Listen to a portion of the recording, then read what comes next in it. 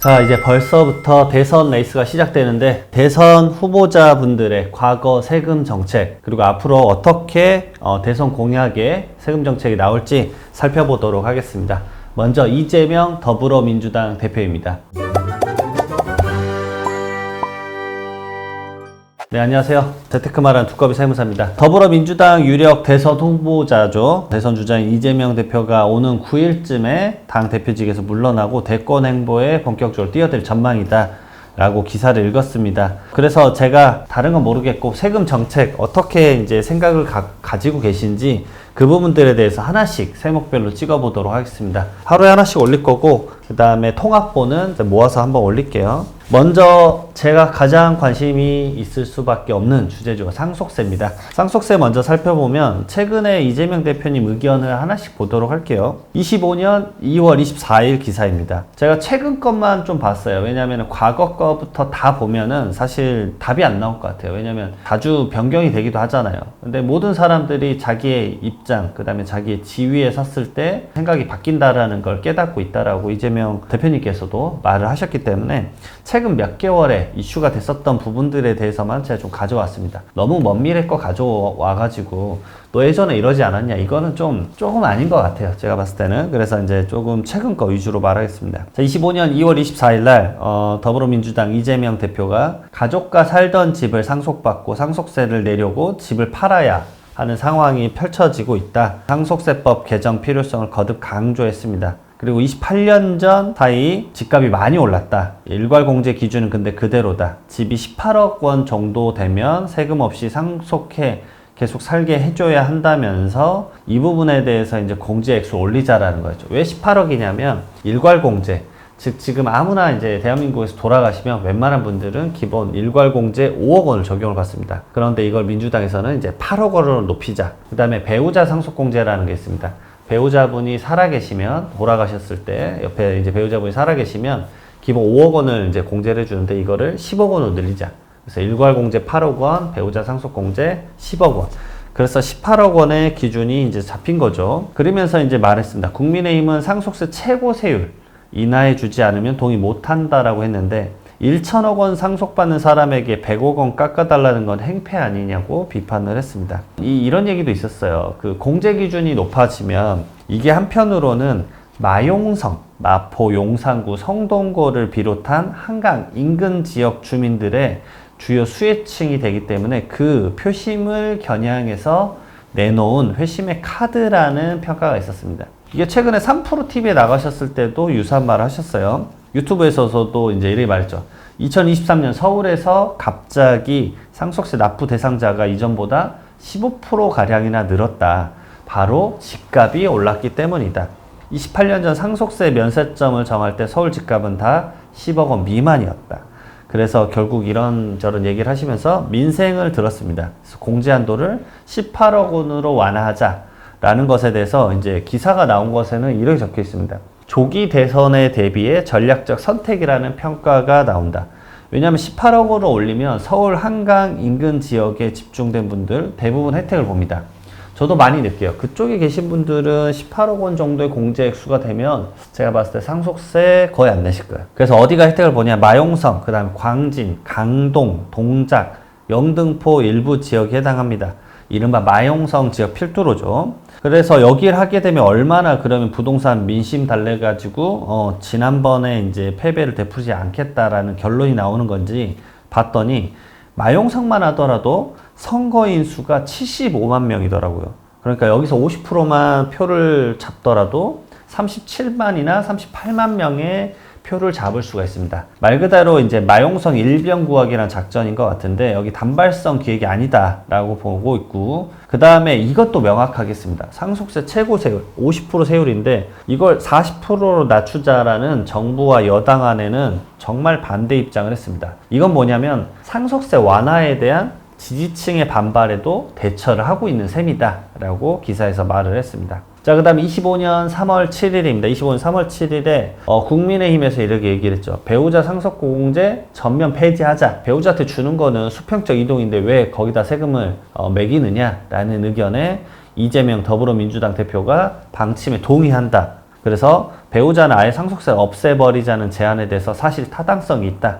우리도 동의할 테니 이번에 처리하면 좋겠다. 그래서 배우자 간의 자산은 수평의 이동이다. 수직의 이동이 아니고, 그 다음에 이혼할 때 재산 분할 고려하면 배우자 상속세 면제는 타당성이 있다라고 말을 했습니다. 근데 이 부분에 대해서는 사실상 이제 통과되진 않았죠. 왜냐면 빨리 협의하자라고 해가지고 저도 이제 이제 협의가 되려나? 라고 생각을 하고 있었는데 지금까지는 별 얘기가 없어요. 그리고 3월 7일 보도자료 나오고 3월 12일 당장 일주일도 지나지 않았는데 아주 이제 핵폭탄 같은 대안이 나옵니다. 기획재정부에서 유산 취득세 도입 방안을 발표를 합니다. 그래서 더불어민주당에서는 좀 당혹스럽다라고 얘기를 비쳤죠. 상속세 공제 한도를 늘리는 데 있어서 오히려 주력해 왔었는데 갑자기 이제 유산 취득세로 아예 새로운 판을 이제 기획재정부에서 제안을 하니까 이거 좀 당황스럽다라고 하고, 오히려 지금 민생이 어렵다. 유산취득세 도입이 그러게 시급한 문제냐. 지금 기재부는 추경안부터 내놓아라 라고 입장을 밝혔습니다. 이건 물론 이제 더불어민주당에서 밝힌 거예요. 이재명 대표가 밝힌 건 아니었습니다. 그래서 여러 의견이 있었는데 한 가지 이해 안 가는 건 좀 있었어요. 그 어떤 위원분이 말하는데 배우자 한 명이랑 자녀 한 명이 기준으로 기재부안 시뮬레이션 하면 상속 재산 50억 이하의 1자녀 일반인에게는 유산취득세 혜택도 없다라고 했는데, 그렇죠. 자녀 한 명이 다 가져가면 혜택이 없을 수 있겠지만 사실 유산취득세 지금 개편안에 따르면 자녀에게 5억 원, 그 다음에 배우자에게 최소 10억 원을 주는 것이기 때문에 사실 그 지금 더불어민주당에서 말했던 개편안과 약간 결은 비슷합니다. 배우자 공제 올리자라는 의견도 동의됐고, 유산 취득세로 분산되기 때문에 세액 부담은 사실 확 줄어들기는 합니다. 그래서 이 부분에 대해서는 뭐 이렇게 기사가 나오고 끝났습니다. 그리고 김상호 이제 국민의힘 정책위원장은 유산 취득세는 당과 정부가 같은 입장이다. 그래서 조세 소위에서 빨리 협의됐으면 좋겠다. 그리고 여야가 합의 가능한 배우자 상속세 폐지, 앞서서 얘기 나눴던 것들에 대해서 말하는 거죠. 배우자 상속세 폐지, 세액공제 한도 확대를 먼저 합의하고 상속세율 인하는 지속해서 협의하겠다. 결국은 이미 이렇게 이제 교집 합의 잡혀 있는 부분은 우리가 빨리 좀 합의해서 처리하자라는 얘기죠. 근데 개인적으로는 이후에 대화가 진척된 바는 하나도 없습니다. 결국 이야기는 여러 번 나눴는데, 물론 이제 전국이 시끌시끌하니까 대화가 더 이상 진척되지 않고 있는 것 같아요. 그래서 개인적으로는 대선 공약의 상속세에 대해서 어떻게 나올지 정말 궁금합니다. 그래서 당 그리고 이재명 대표의 입장이 정리될 것으로 보이는데, 그때 또 나오면 그거를 참고하시기 위해서 이 영상을 한번 또 보시면 어떨까라는 생각이 들어서 미리미리 찍어보는 상황입니다. 그래서 이재명 대표님의 지금 상속세 관련된 입장 어떤지 한번 얘기 찍어봤고요. 두 번째로는 부동산 세금 정책, 안 볼 수가 없죠. 그래서 부동산 세금 정책에 대해서도 바로 살펴보도록 하겠습니다. 자료를 이제 준비하면서 많은 부분들에 대해서 또 배웠어요. 그래서 이것에 대한 입장도 좀 말씀을 드려보도록 하겠습니다. 자, 24년 7월 22일에 이제 보도자료부터 보도록 하겠습니다. 이재명 더불어민주당 당대표 후보는 1가구, 실거주 1주택에 대해서 종합부동산세를 대폭 완화할 필요가 있다. 당대표 후보 토론에서 밝히셨죠. 확실히 1주택자에 대해서는 그냥 당연히 풀어줄 건 풀어주자. 실거주 주택이니까 부담이나 제한을 완화하자. 이거는 제20대 대통령 선거 공약집에도 나오는 방향입니다. 자, 그리고 25년 2월 24일 이재명 더불어 대표가 3프로TV에 출연을 했었어요. 그때. 그래서 부동산 세제를 가급적 바꾸지 않겠다라는 입장을 밝혔습니다. 이 대표는 문재인 정부의 부동산 정책 실패를 의식한 듯이 내가 돈 벌어서 비싼 집에 살겠다고 하는 1가구 1주택 실거주는 제약할 필요가 없다라고 밝혔고, 다주택자에 대한 의견에 대해서 는 세금 열심히 내면 된다. 자본주의 사회에서 막을 수도 없고 대신 세율은 조금 비싸게 받아야 한다라고 말했습니다. 말 그대로 스탠스에 대한 변화가 약간은 있으신 것 같아요. 그리고 이제 윤석열 정부 부동산 관련 세율 두고 굳이 손대야 하겠나 싶은 생각이 든다. 그리고 이제 문재인 정부는 사실 세금을 이제 많이 걷었었는데 이것보다 지금 윤석열 정부에서는 세금을 많이 낮춰나온 상태잖아요. 그래서 지금이 괜찮다면 과거 세율이 높았다라는 뜻이냐라는 질문에 이 얘기를 해주셨습니다. 가급적이면 손대지 않는 게 좋다고 본다. 부동산 정책은 손 댈 때마다 문제가 된다라고 답을 했습니다. 이거는 이제 맞는 말인 것 같아요. 이제 계속 이 부분에 대해서 이슈가 생기니까 더 뭔가 발화점이 돼버리는 것 같다 라고 생각을 하시는 것 같아요. 그래서 그는 지난 대선 공약으로 내세운 토지 이익 배당, 국토 보유세에 대해선 수용성이 너무 떨어진다. 그래서 표 떨어지고 별로 도움도 안 됐다라고 말을 했습니다. 결국 세제를 활용해서 부동산 시장을 관리하려던 문재인 정부의 접근법과는 약간 거리를 두겠다라고 해석을 했습니다. 기사에서는. 근데 이게 어느 분이 이제 좀 더 면밀하게 이제 분석을 한 기사를 봤는데, 그 사실 통계적으로 맞더라고요. 그러니까 부동산 시장과 전쟁을 선포했었잖아요. 그 다음에 시장에게도 패하고 그로 인해 정권 재창출에도 실패한 것이 문재인 정부와 노무현 정부가 대표적이었다라고 하면서 문재인 전 대통령의 부정적 평가 이유 1위가 저는 이거는 장난 아니었어요. 2020년 10월 둘째 주 이후부터 2022년 2월까지 거의 한 1년 반 정도 되죠. 매주 부동산 정책이 부정평가 1위였대요. 그게 40에서 50%나 부동산 정책이 문제라고 혹평을 했답니다. 그러니까 28번에 걸친 규제에도 아파트감은 역대로 상승을 했죠. 그래서 문 전 대통령 부정평가율이 40% 상승하는 동안에 2017년도부터 2021년 12월까지 전국 아파트 평균 매매 가격 상승률도 40%나 올랐다라고 이제 이 글을 썼더라고요. 무조건적으로 같이 일맥상통하게 이제 일치한다라고 볼 수 있느냐. 이게 종속 변수나 이제 이런 걸로 연결이 되느냐는 알 바는 없는 상황이긴 하지만 지금 이미 여러 인터넷 커뮤니티에서도 그러잖아요. 만약에 이제 그 이재명 대표가 되면, 대통령이 만약에 된다라면 뭐 자금이 또 많이 풀릴 거고 부동산 정책은 억제될 건데 그럼 부동산 가격도 문재인 정권처럼 오르지 않겠냐 라는 글들이 많더라고요. 근데 아까 말씀드린 건 달라요. 3프로TV에서 말했던 거는 부동산 정책은 손댈 때보다 문제되니까 굳이 가급적이면 손대지 않겠다 라는 이런 과거에 이제 말했던 거, 가장 최근에 말했잖아요. 2월 달입니다. 2월 말. 그러니까 이런 것들에 대해서 여러분들은 좀 알 필요가 있다라고 생각이 들었어요. 문재인 정부 때 사실 고 노무현 전 대통령의 그런 것들을 많이 도입을 했잖아요. 수도권 투기과열지구 지정하고 분양권 전매 제한하고 종합부동산세 도입하고 투기지역 LTV 조치들이 나왔었지만 부동산 가격이 오히려 올랐었잖아요. 노무현 정권 때. 그런 것들에 대해서 이제 믹스를 좀 시켜보자 라는 얘기입니다. 그리고 25년 3월 18일 날 이거는 이제 이재명 대표가 말한 건 아니고 국민의힘 윤희숙 여의도 연구원장이 이제 전세계약 10년 보장 이런 것들 이제 내놨다가 다시 걷어들였었잖아요. 민주당에서 추진하려다가. 그러니까 이거 보고 윤 원장이 간부터 보고 역풍 불면 오리발도 그만 내밀어라. 국민 조롱 그만해라. 라고 이제 얘기를 했던 것도 있었습니다. 참고로 2022년 2월 달에 나온 제20대 대통령 선거 정책 공약집에는 부동산 세금 정책은 이 스탠스예요. 부동산 투기를 막기 위해 조세 부담, 금융 제한, 거래 제한은 강화를 하고 그 다음에 실거주 주택이나 업무용 부동산에 대한 부담 제한은 완화하겠다라고 했었습니다. 3프로TV에서 언급한 게 약간은 이제 제가 봤을 때는 스탠스의 변경이신 것 같은데 요게 이제 어떤 식으로 정책에 이제 투영될 것인지 그 부분이 개인적으로는 좀 궁금한 상황이긴 합니다. 그래서 부동산 세금 정책, 물론 이제 이게 결국은 어쩔 수 없이 그 시장의 반응에 대응하는 형태가 되기 때문에 후차적인 접근이 많은 것 같기는 합니다. 그래서 이거는 결국은 이 정책을 운영하시면서도 혹시나 대통령이 돼서 정부를 운영하면서도 계속 스탠스가 바뀌지 않을까라는 생각은 개인적으로 해봐요. 그 상황에 맞추는 거니까요. 두 번째, 부동산 세금 정책까지 우선 살펴봤고요. 세 번째는 뭐냐면 금융투자소득세, 그 다음에 가상자산 세금에 대해서 말해보겠습니다.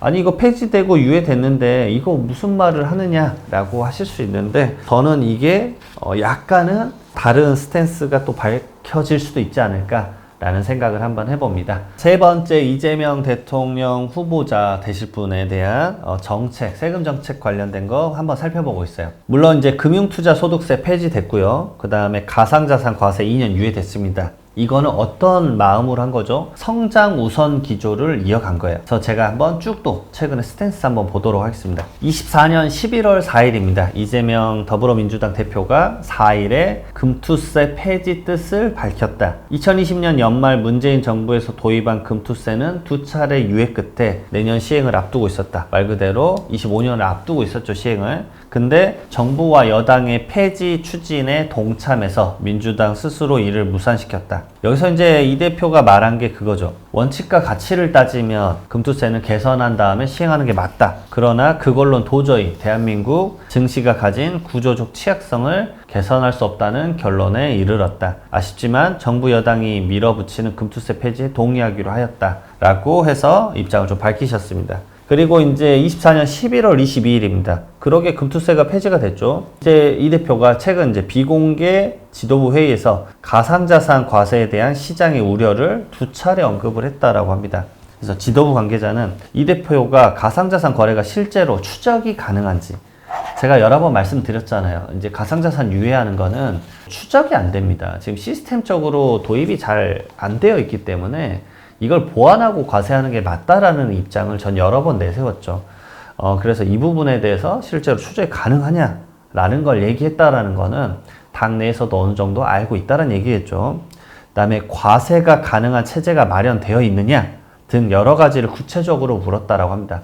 말 그대로 시스템 미흡했는데 과세하면 아주 큰 역풍을 맞을 수 있죠. 이후 이 대표가 이제 정책위원장에게 물어본 거예요. 현재 당의 입장은 뭐냐라고 물어보고, 당의 입장은 총선 공약대로 가상자산 과세 공제 한도를 5천만 원까지 상향해서 시행하자는 입장이다. 근데 이것에 대해서 이 대표가 특별히 대답하지는 않았다라는 점이고, 그리고 4일 후입니다. 24년 11월 26일 더불어민주당 대표가 가상화폐 과세 예정대로 시행하느냐 여부를 놓고 고민이 커지고 있다라는 거죠.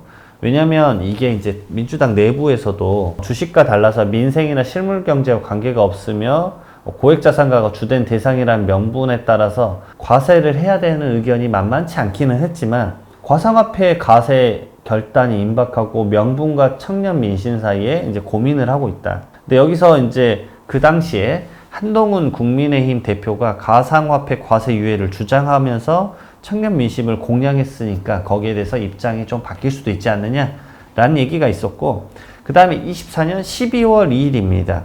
이때 또 나옵니다. 의견이. 계엄령 전날이죠. 더불어민주당이 두 차례나 미룬 가상자산 과세 시행을 2년 미루자는 정부 여당의 주장에 동의한다라는 입장을 밝혔다. 결국은 이제 짧은 시간 내에 입장이 바뀌신 거죠. 그래서 거의 보게 되면 한 달 이내에 금투세 폐지하고 가상자산 유예가 된 겁니다. 그래서 제가 그때 이게 좋다. 가상자산까지 됐으니까 자, 이제 우리 하나 남았다. 뭐 남았다? 상속세만 남았다. 상속세만 제대로 바뀌면 이제 좀 부담이 덜할 것 같다라고 했는데, 계엄령이 터져가지고 상속세는 흐지부지 돼버렸죠. 자, 그래서 이제 이때 당시에 기자간담회에서 이 말을 했죠. 추가적인 제도 정비가 필요하다. 제가 여러 번 말씀드렸지만 지금 가상자산 과세를 할 수 있는 제도적인 마련이 좀 부족합니다. 취득가액을 알 수가 없어요. 다양한 변수가 있습니다. 그다음에 가상자산 과세를 유예하는 정부의 소득세법 개정을 2일 본회의에서 처리하겠다라고 밝혔다. 그래서 이게 투기적 요소가 강하니까 과세를 이제 미룰 명분이 없었다라고 하는데, 갑자기 코앞에 두고 이제 바꿨죠. 결국 이제 비판은 좀 들겠지만 이제 그런 결정을 낼 수밖에 없었다라는 거죠. 그 다음에 24년 12월 11일입니다. 이게 이제 가상자산 유예, 그 다음에 금투세 폐지가 됐었잖아요. 그래서 국회 본회의에서 통과된 상황에서 이재명 대표가 이런 얘기를 합니다. 불확실성을 해소하기 위한 맥락이었다. 말 그대로 불확실성이 경제에 있어서 최고의 위험 요소다. 시급한 문제인 주식시장을 살리기 위해 그간 논란이 많았던 금투세를 폐지하고 가상자산 과세를 유예한 것도 같은 맥락이다. 지난 2년 반 동안 우리의 경제는 지속가능한 성장이 어려울 정도로 소비와 투자, 건설, 수출 전체 분야에 걸쳐 많은 어려움을 겪었다. 결국은 여기다가 대통령의 계엄, 탄핵 이런 것들이 이제 펼쳐지면서 대한민국 경제가 벼랑 끝에 몰렸다는 얘기죠. 저는 이 부분을 보면서 이런 생각을 했습니다. 이 불확실성이 만약에 해소가 된다면 다시 금투세 폐지도 부활할 수도 있고, 가상자산은 과세가 빨라질 수도 있겠다. 뭐 이런 것들에 대한 것을 좀 고민해 볼 필요가 있다라는 관점에서 이미 다 없어진 세금에 대해서 다시 얘기를 한 번쯤은 나눠보고 싶었습니다. 왜냐면 이게 하나의 투자군이잖아요. 지금 물론 이제 지금 영상 찍는 날이 이제 그 트럼프 2.0 시대 도입되고 이제 관세 매겨지고 나서 블랙 먼데이요, 거의. 지금 월요일인데 지금 주식이 진짜 대한민국 개판이 나고 있죠. 지금 제가 이거 찍으면서도 지금 놀랄 정도로 주식이 많이 떨어졌어요. 코스피 2,400대 다시 들어온 것 같은데, 이런 것들이 조금 먼저 경제가 좀 살아나고 나서 그 다음에 과세 얘기를 하는 게 맞다라고 비춰집니다.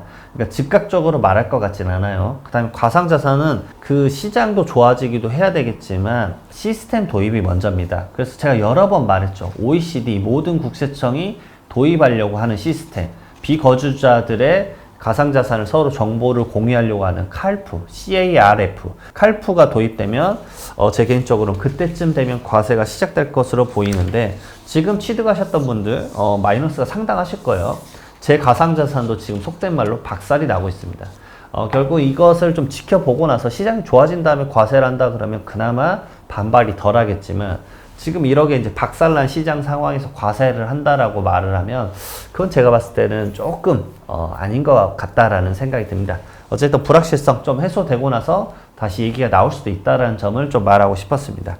자, 여기서 세 번째 이제 가상자산, 그 다음에 금융투자, 소득세까지 얘기 나눴고요. 마지막입니다. 소상공인 너무 힘들어요. 매일 폐업하고 있습니다. 이분들에 대한 제도는 어떤 게 나올지 한번 살펴보도록 하겠습니다.